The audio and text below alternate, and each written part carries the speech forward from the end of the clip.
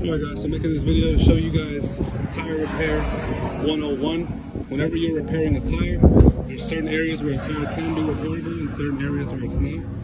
This here is deemed the unrepairable part of the tire. This here is also deemed unrepairable.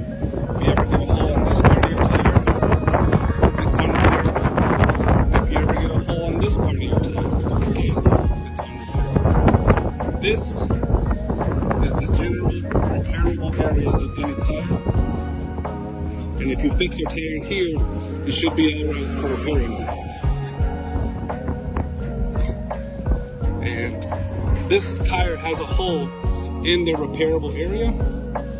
So we're going to be able to repair this tire. So that means that the hole is right here. If it were over here, I wouldn't repair it. If it were over here, I wouldn't repair it.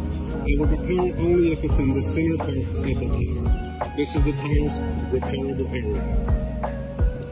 Can you put a plug in this part of the tire? This top part? Maybe.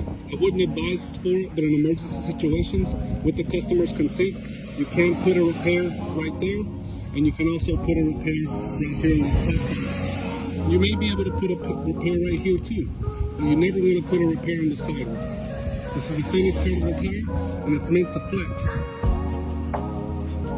This part of the tire doesn't flex much, that's why it's called the repairable area. You might get away with it doing it on the top part, but never on the side. Just remember that whenever you're repairing a tire. Thanks for watching.